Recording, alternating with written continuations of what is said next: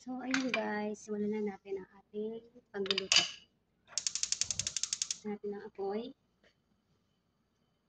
olive oil,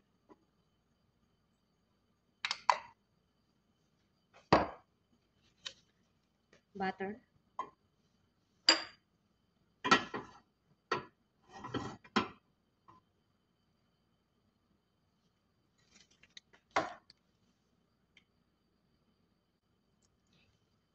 sibuyas, bawang,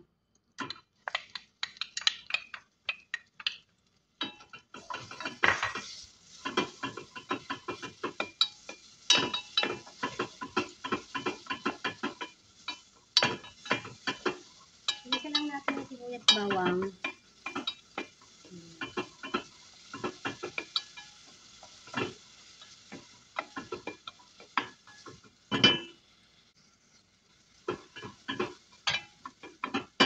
Lagyan na natin ang manok.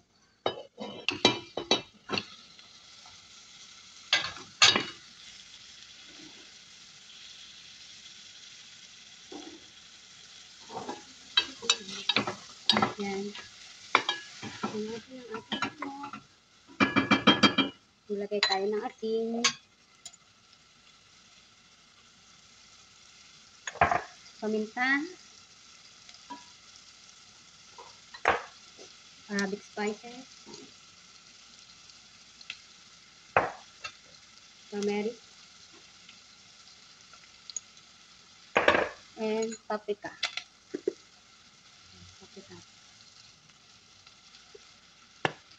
Haluin natin guys. Haluin na natin.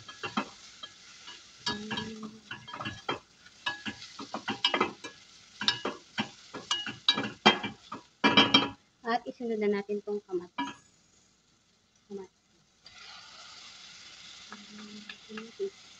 Kamatis guys.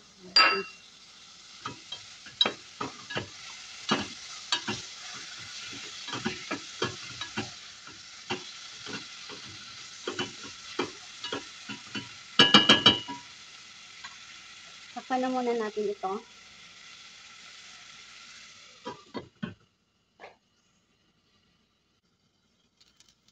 Five minutes guys. Ilagay na natin ito.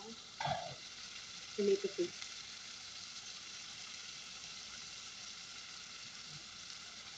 Depende po sila na kung gaano karami ang tomato paste. Depende po kung gaano karami ang tomato na dito.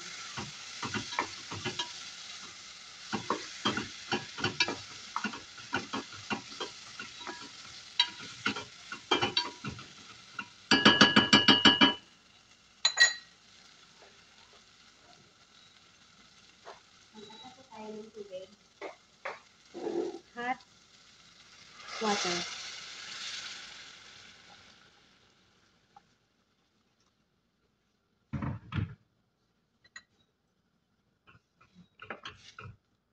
Palambutin po natin ang manok. Takpan. Mag 20 minutes guys. Ay, 10 minutes lang. 10 minutes na guys. Ilagay na natin itong beans. Ayan. Green beans.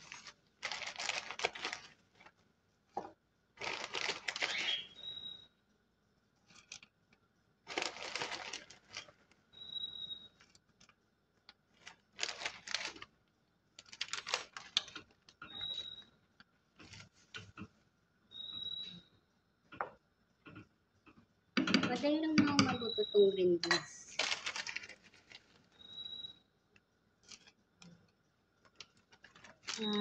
Hindi uso dito ang fresh beans. Ang uso lang dito ay mga naka-freezer.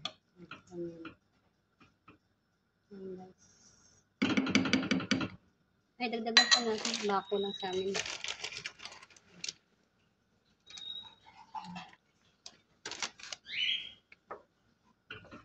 Lutuin natin siya ulit ng 10 minutes. Kung hindi pa luto yung beans guys, pwede nyo pang i-add ng minutes ulit. Yan, tapan natin siya.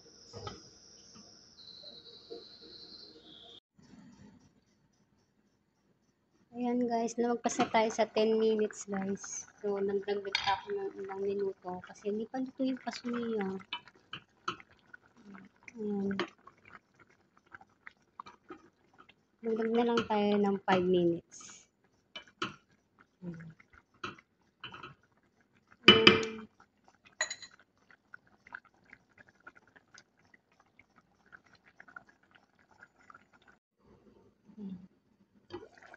Ito na ang ating pasuliya.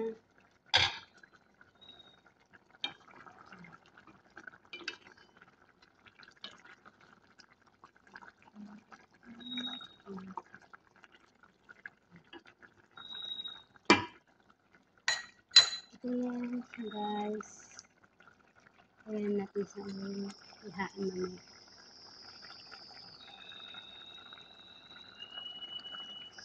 Kung hindi ka pa subscribe sa aking YouTube channel, please subscribe and like and click the notification bell para mayroon kayong updated sa aking mga videos.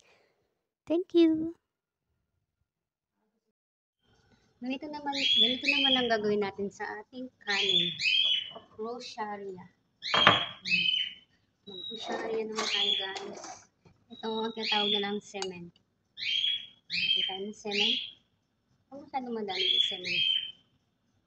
Kung marami kang nagawin, ito lang na marami. Pero pagkaunti lang.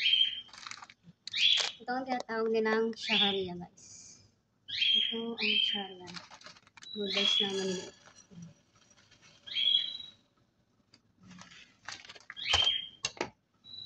Ipabrownin lang natin ito guys. Ingatan po natin siya na huwag masinig masyado dahil ayaw nila ng sunog. Pero sa akin kasi, ang gusto ng amo ko yung ma-brown yung sharia niya. Depende sa inyo kung anong gusto na amo niyo sa pagprito ng sharia.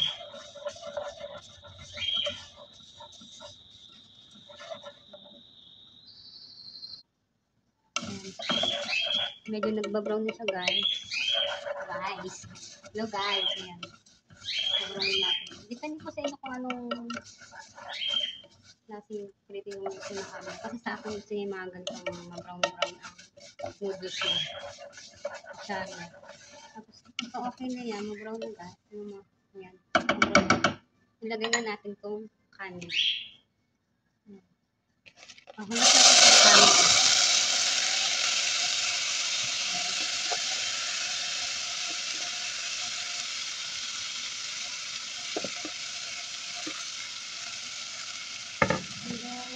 Sibuyas, bawang.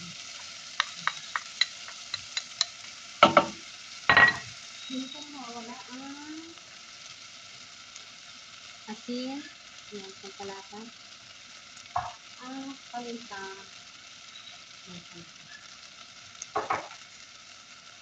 hindi natin siya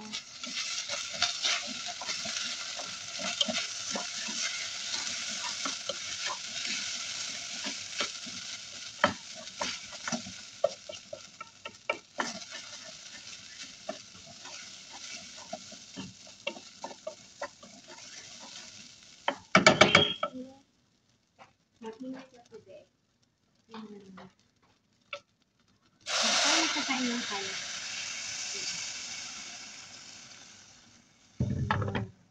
Tingnan na lang po natin yung kanin kung luto na o hindi pa. Kasi may mga kanin na hindi natin tansya. So, ang gagawin na lang natin is babantayan na lang natin siya. Kasi unti lang kasi itong kanin na to. Hindi ko kasi masyadong kumakain ng rice yung amo ko. And then, pagka po ng tubig niya, nagdagan na lang po natin. Ayan.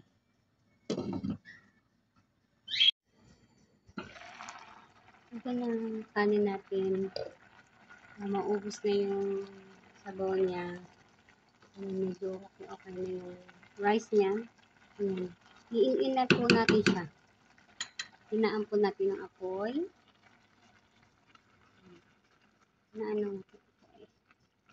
At i-in na po natin siya hanggang sa maluto.